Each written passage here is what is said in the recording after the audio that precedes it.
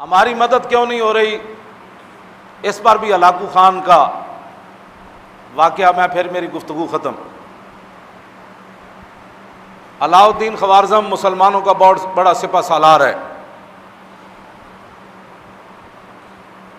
وہ لاکھوں کی فوج لے کر ہلاکو خان کے مقابلے میں گیا۔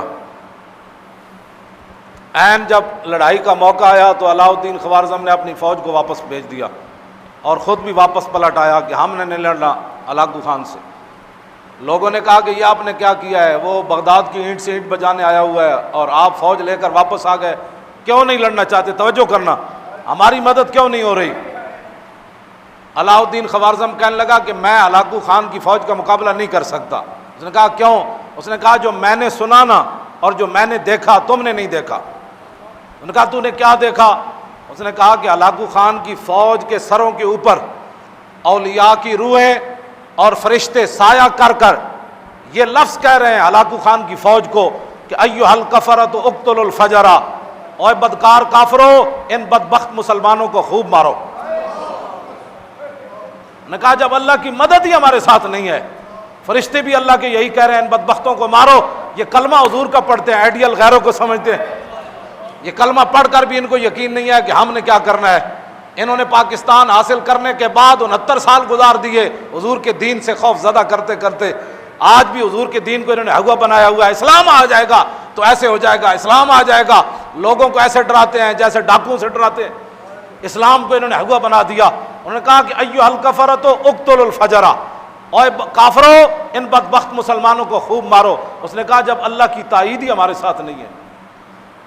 جب خالد بن ولید پھنس گئے تھے نا شام کے محاذ پر، اور پوری فوج نے، ہزاروں کی فوج نے، ان کے 10 بڑے بڑے سپہ سالاروں نے خالد بن ولید کو گھیر لیا تھا، اور صحابہ کو پتہ نہیں تھا کہ خالد کدھر گئے۔ خالد بن ولید تنے تنہا ان کے تعاقب میں نکل کھڑے، انہوں نے پہچان لیا۔ ان کا سپہ سالار کہنے لگے یہی وہ بندہ ہے جس نے پورے دنیا کے اندر اپنی طاقت کی دھاک بٹھائی ہے، آج اس کو مارو تو ہر چیز واپس لے لو گے تم، اس سپہ سالار کو مارو۔ خالد بن ولید فرمانے لگے مجھے موت سامنے اس دن نظر آ گئی، میں اپنے گھوڑے سے نیچے اتر آیا، ہزاروں کی فوج کے میں گھر گیا، ان کے سپہ سالار آ گئے۔ آپ فرماتے ہیں کہ ہاتھیوں کی طرح ان کے سپہ سالار تھے جنہوں نے مجھے گھیرا۔ جب خالد بن ولید، اس صحابہ کو پتہ ہی نہیں ہے خالد بن ولید کدھر گئے، تنے تنہا ان کے پیچھے بھاگ کھڑے ہوئے۔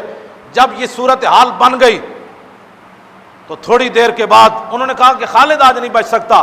تھوڑی دیر کے بعد پیچھے سے جناب آواز آ گئی، خالد بن ولید کے پیچھے حضرت کاکا آ رہے ہیں، حضرت مثنیٰ آ رہے ہیں، حضرت شرحبیل آ رہے ہیں، بڑے بڑے جرنیل صحابہ پیچھے سے گھوڑے دوڑاتے ہوئے آ گئے۔ کافروں کے اندر تھر تھلی مچ گئی۔ انہوں نے کہا کہ یہ کیا بنا ہے؟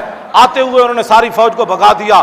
تو خالد بن ولید نے فرمایا کہ آپ کو کس نے بتایا کہ میں ادھر پھنس گیا؟ انہوں نے کہا کیا بتائیں، کس نے بتایا؟